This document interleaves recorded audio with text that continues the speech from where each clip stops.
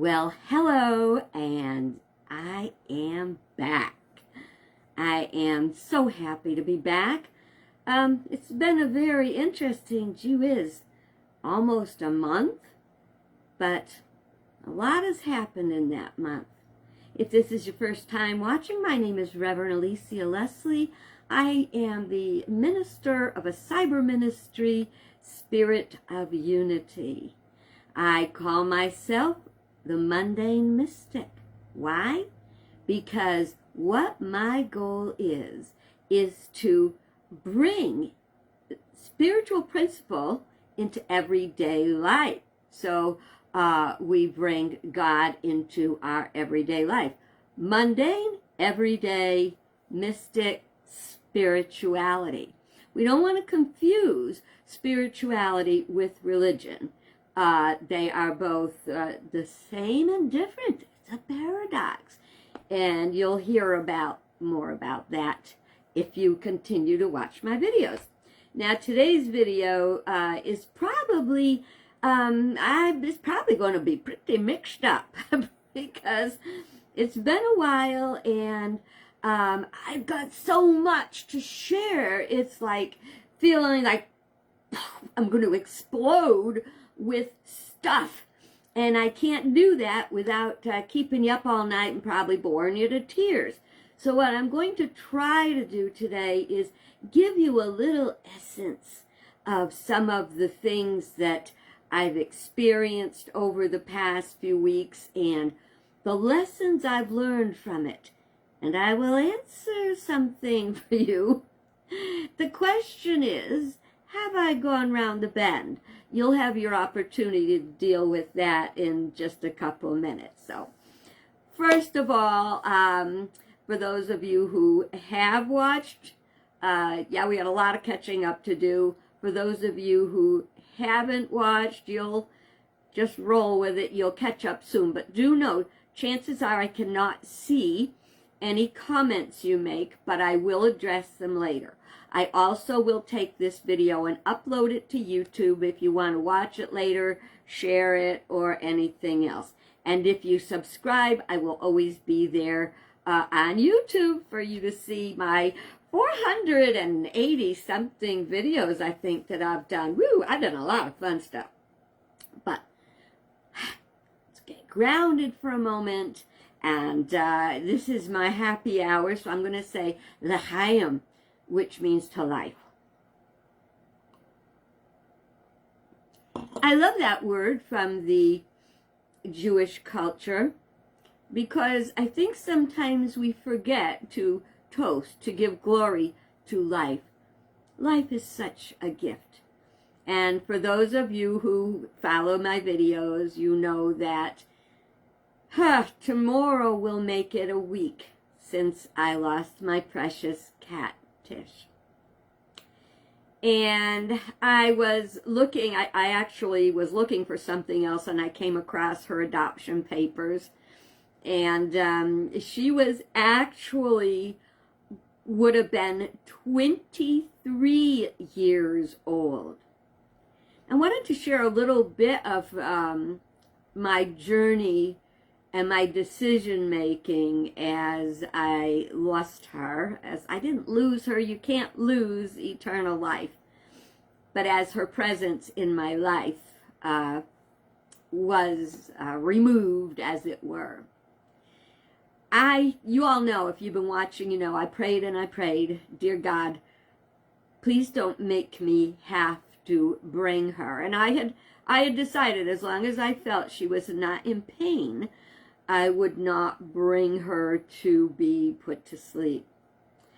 And I watched every day. I watched for signs of pain and suffering because I did not want that for her. But it did not appear.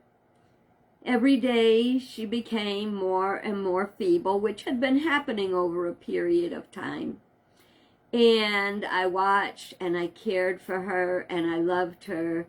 And I hugged her and I gave her permission to leave. And, you know, I did everything I could. And when she left this realm, I was petting her, and I was trying to use a Q-tip and put a little bit of water on her lips, on her mouth, so that she would be more comfortable.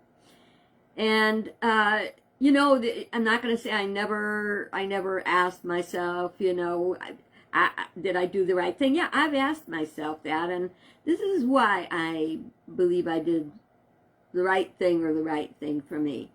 I prayed about it first. You know, whenever you have anything to do, it is so important to pray about it. We don't ask that God will give us what we want. We give thanks that God will always answer our prayers. And the night before she passed away, she'd made a few complaining noises just off and on, and I thought, maybe I'm going to have to bring her tomorrow.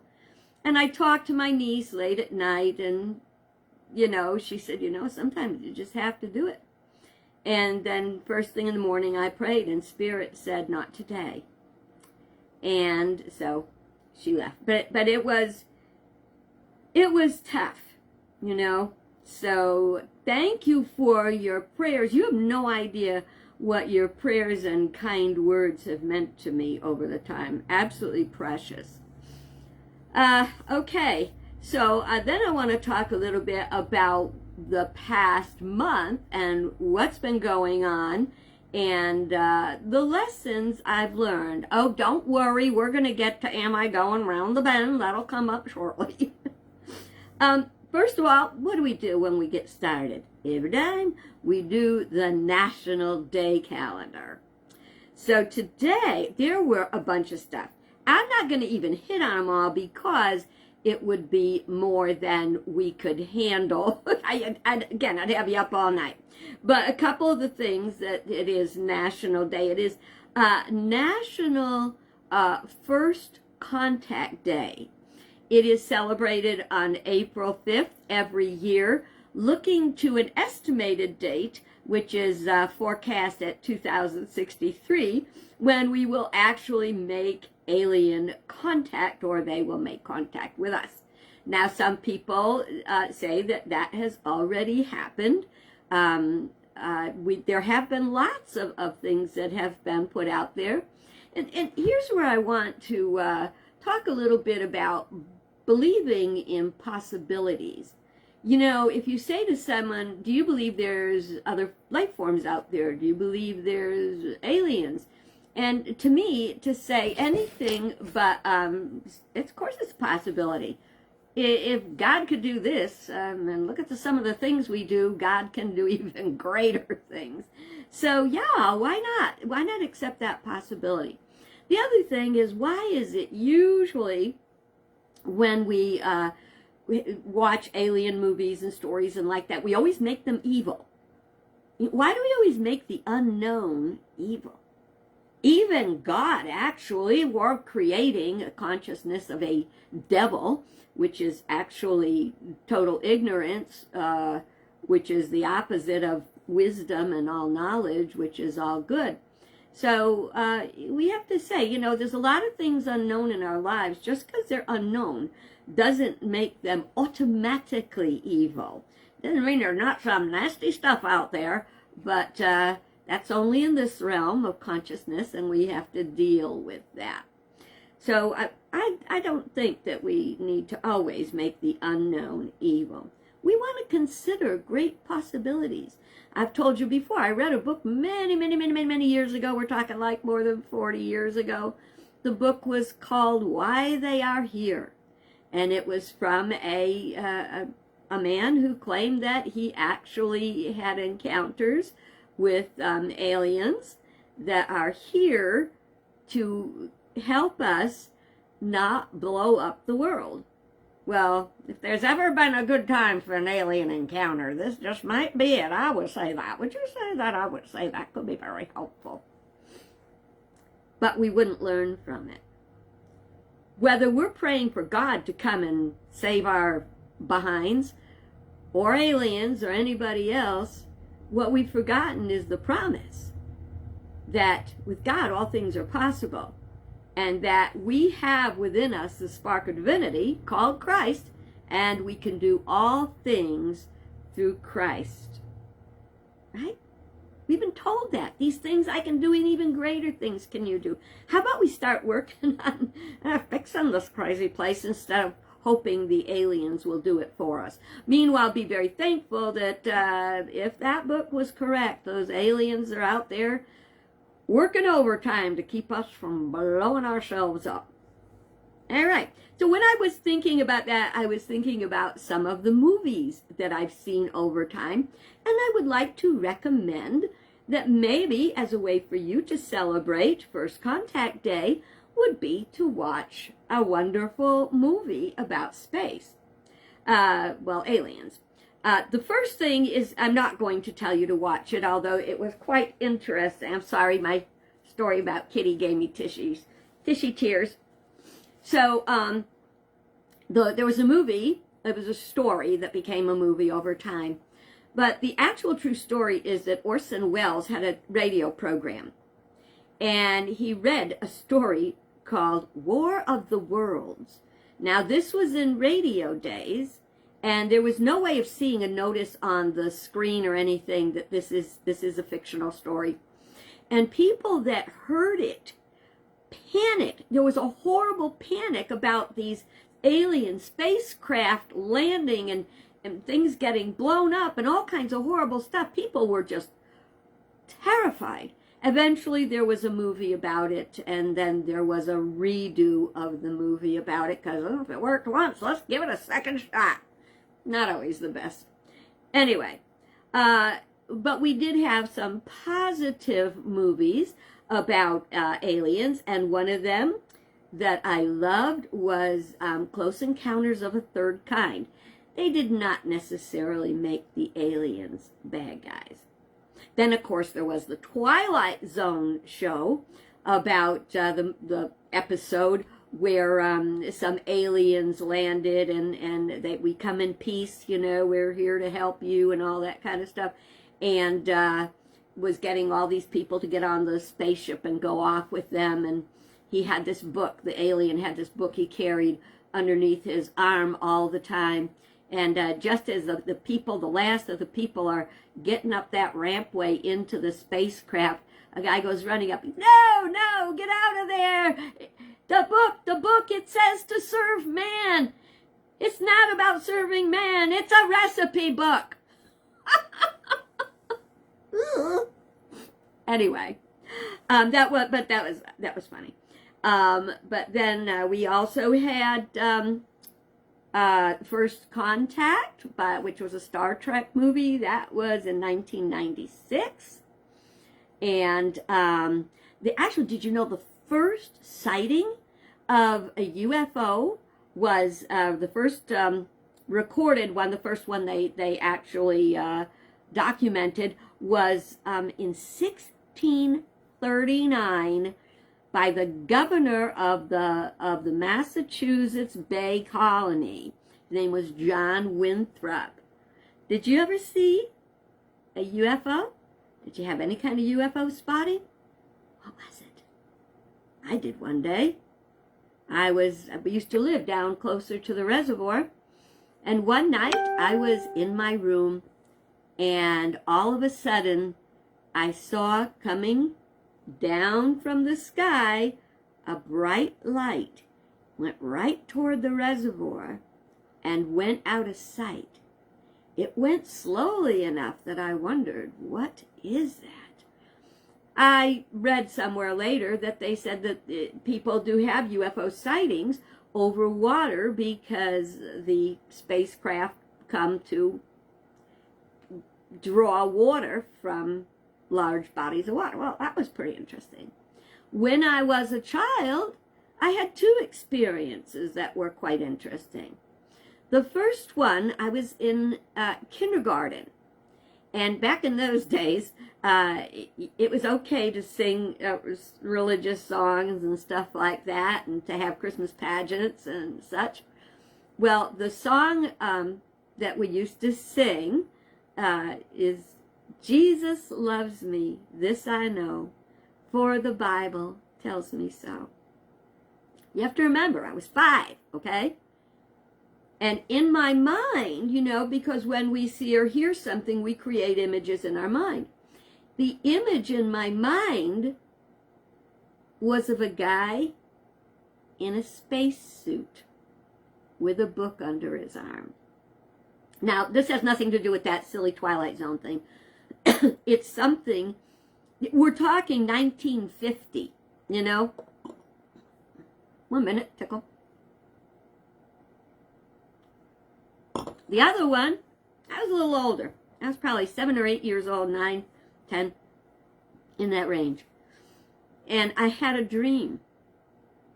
And in the dream, I looked up, and there was, you know how geese fly in a V formation?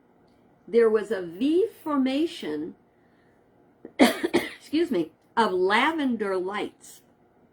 Kind of like this color. Only they were lights. And they kind of flew slowly, and then they went, whoosh. Was it a dream? Was I asleep? Was it real? Oddly enough, one day I was watching a show. This was in the past 2 years. I was watching a program on TV, and it had little pieces about UFOs, and it showed that alignment of UFOs that did the same thing, moved slowly, and whooshed off 60 some odd years after I'd seen it. I think that's interesting. All righty, well, so movies I would recommend to celebrate First Contact Day: Close Encounters of the Third Kind, Contact, 1996 Star Trek, First Contact, and War of the Worlds. I'll put that on the back. But E.T. was also very, very good. And as we walk away from today's National Day, I would like to see if y'all can do the Vulcan greeting. Do y'all know that? Live long and prosper. Well, that's a wonderful thing for an alien to be telling us, especially a Vulcan, you know, because they're not known for their emotions. So live long and prosper, because we wish that for everybody. All right. So I'd like to share now, switching channels. I'd like to share about my past 3-week experience, well, month, whatever. It started out with the RV show, which was down at Mohegan Sun, and it was 3 very long days of meeting and greeting people, and it's funny. Isn't it funny how just talking to people can be so exhausting? Well, I did that for 3 days, and then I had a week to prepare for the upcoming credentialing meetings. I'm on the credentialing team at Unity, and what that does, it's a support system and a check-in for people who are wanting to become ordained Unity ministers. So I basically work with them. We see how they're doing on their program, kind of test them, as it were. And it's sad because sometimes they come in so panicky. I remember my L&O days, okay, and I was scared spitless. And so what we do is we have to catch up on their school records and everything, and then we share, we check in and see how they're going. That is exhausting. It's exhausting for 2 reasons. It's a ton of reading, and it's emotional to want our candidates to all be successful, and they're a little stressful, we're a little stressful, as much as we just want to relax, but we know how important this is. Just like me, I gave my life to the Unity movement. It's what I gave it to God through the Unity movement. I'll be perfectly clear, okay? But that's how important it is. We're talking about people. This is their life. This is what they want to give their life to. And we are sitting there, trying to figure out, are you making the right progress? But the thing is, we're there to really help them be a success, especially because I love Unity so much. And I want I want this great teaching to get to other people. It doesn't matter what church they belong to. This teaching is universal. So you can tell I'm a little bit passionate about it every day, because I just pray that the other folks were as happy, when we were done as they were, and they felt tested. But it is it is mentally, emotionally, and even physically draining. And one of the things I learned in there, and this is something we would say to the candidates, how are you taking care of yourself? How are you practicing self-care? And that's something every single one of us needs to ask ourselves. How are you practicing self-care? How are you taking care of yourself? Are you eating right? Are you getting enough sleep? Are you letting go? Are you know what? If everything on your to-do list doesn't get done today, the world will keep turning. I don't know how to tell you this, but as indispensable as we believe we are, if we died tomorrow, or if those aliens came and took us off, the world would go on without us. However, I want to make sure that my time in this world, I am being a good steward of the gifts that I've been given, and that I am doing my best to shine my light as all of you can. No matter what you do for a living, you can touch hearts and help people enhance their lives by just doing what we are asked by Jesus to do. What was that? Love God, love yourself, and love each other. Another thing that I got out of it, especially as I talked to these candidates who also have a passion for the unity teaching, and this is the future they want, and this is their contribution to the world, I just remembered how easy it is to let the things of the world get to you. I've told you before how important my morning prayer time is, and it is.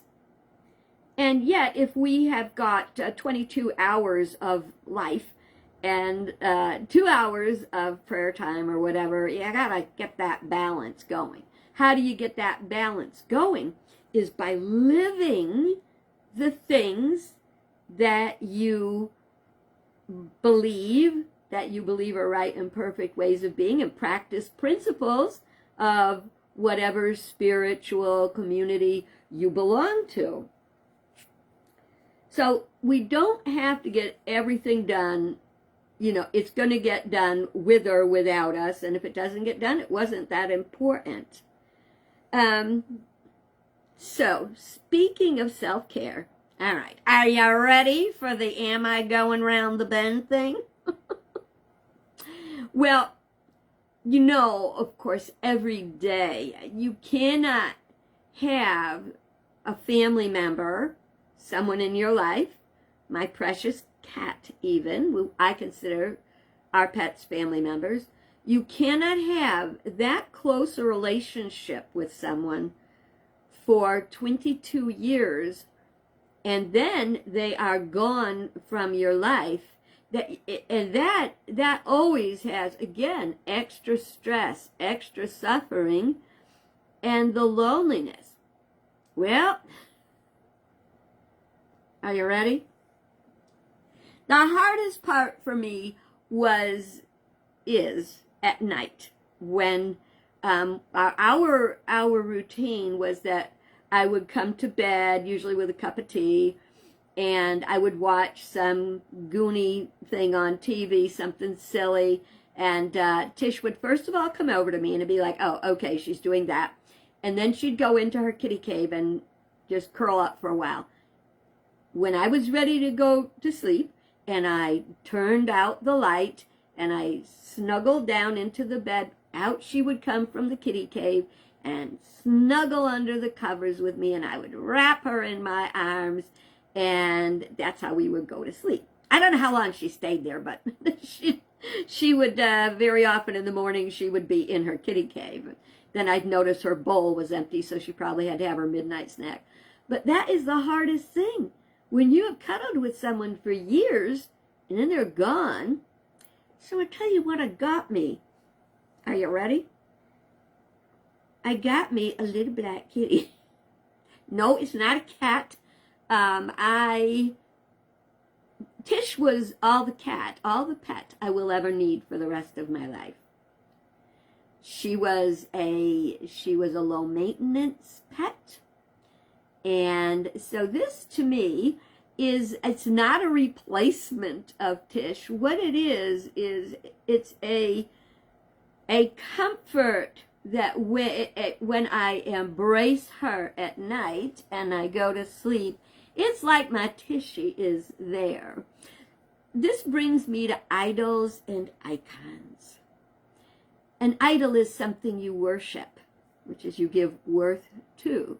An icon is something that you see to connect you or remind you of someone or some things. That's why in the Catholic churches, there's lots of statues and there's lots of like the Stations of the Cross hanging on the walls and everything. And they are to look at and to remember and to think and feel what was there. So maybe you think I've gone round the bend, maybe you don't, but I got me a little conduit of love. I call it a conduit of love because I can hold this toy at night and I can tell Tishy how much I love her and send her love and feel the memory of what we shared when she was with me. So, a 76-year-old woman buys herself a little toy cat to comfort herself in the loss of her 22-year-old relationship with her cat. The decision is yours whether I have gone round the bend or not. Oh, I'm telling you something. So getting beyond it, working still on self-care,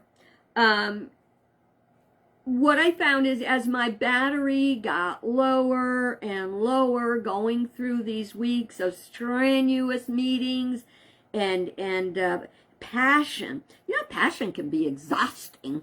I'm not talking about that passion. I'm talking about spiritual passion can be exhausting. I realized the importance of self-care because I remembered every time I would get in trouble, it was generally because I was tired, I was drained, I was stressed out and exhausted. Then you get mad at yourself because you made a mistake, right? Duh. No. We have to be gentle with ourselves. We have to know. Now, that doesn't mean we lock away the world like the troubles of the world don't exist. We acknowledge them. We don't let ourselves get immersed in them. It is hard when the world is coming in on us, and we do have a right and a responsibility to be informed, correctly informed. And then we have to know, chances are we can't fix this. We can pray about it, absolutely. And then we can move our feet to do that which is ours to do. There are things, whether that is making a donation, sending something to somebody, helping a homeless person on the street, buying them lunch, sitting down and having lunch with them, because it is the gifts of the Spirit, not just of the body. Man does not live by bread alone, right? And so there are things we have to do. We have to become very clear about what is ours to do and what is not ours to do.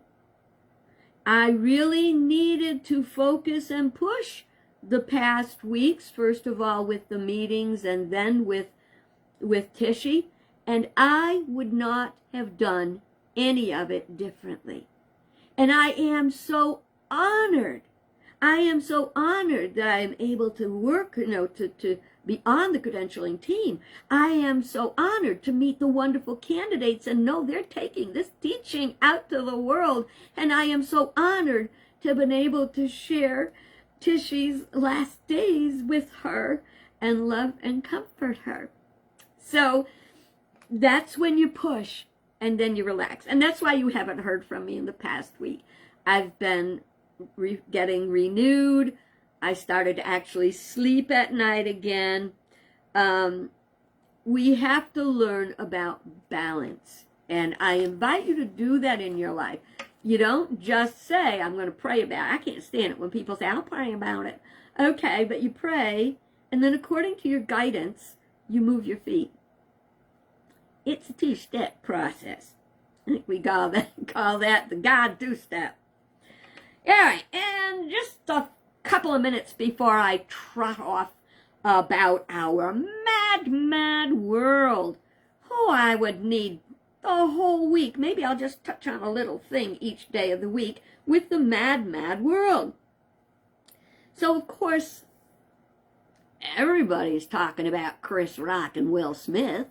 Oh, you could say, I've had enough. Oh, I've had enough up to here. But the reason I'm talking about it today is just to possibly give you another perspective on what we are looking at. And the first thing we have to know, remember what Jesus said?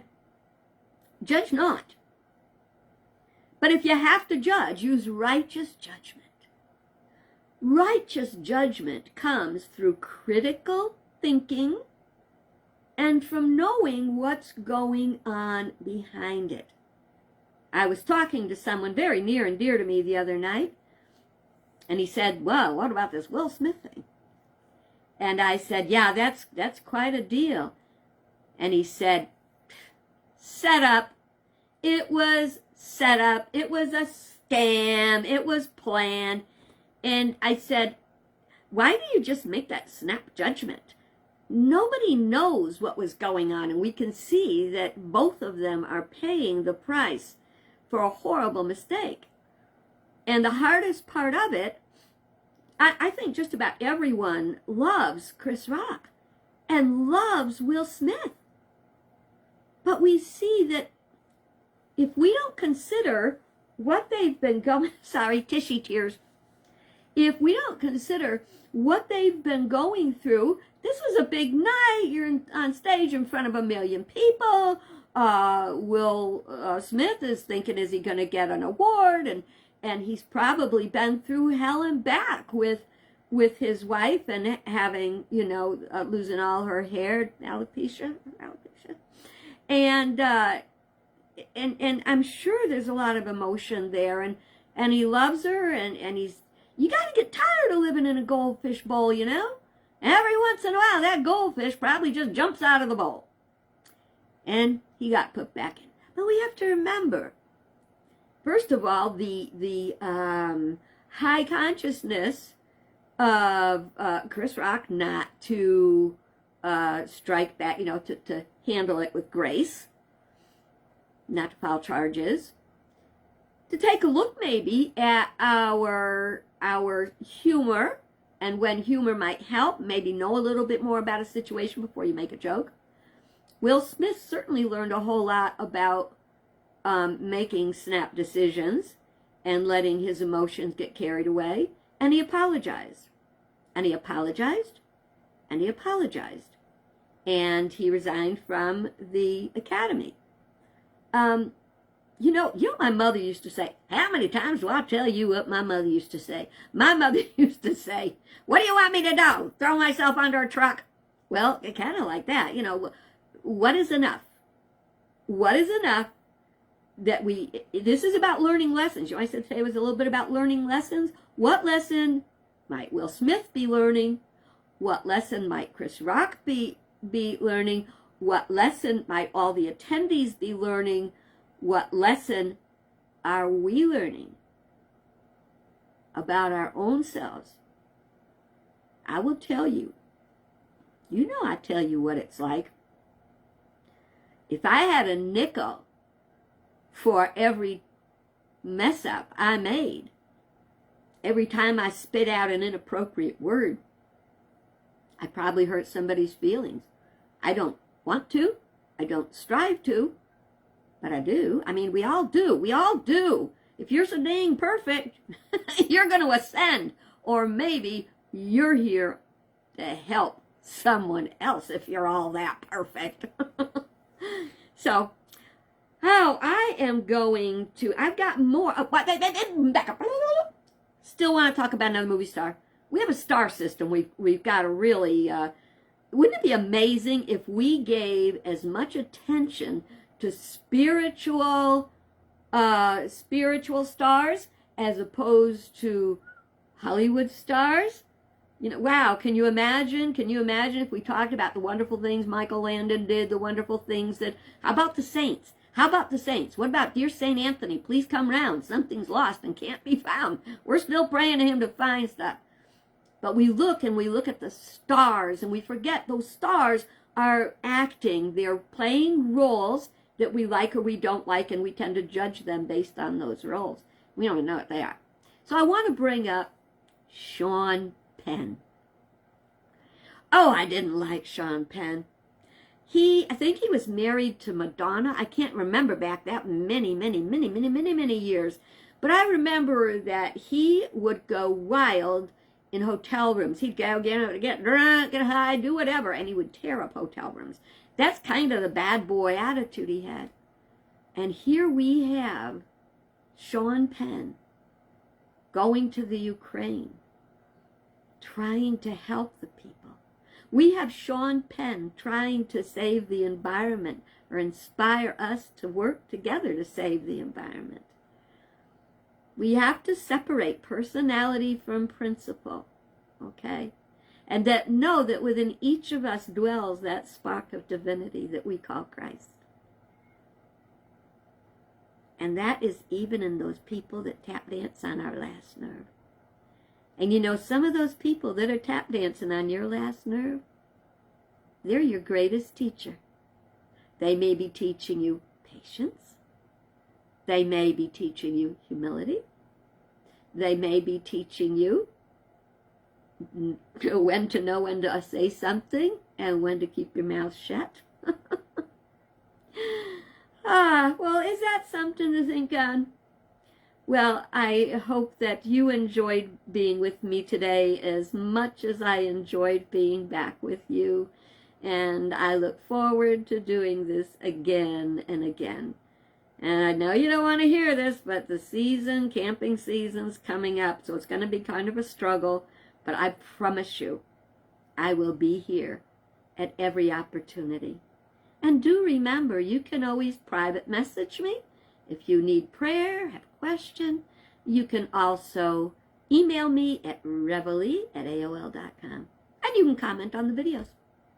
So, see you soon. In the meantime, God bless you good. Bye-bye.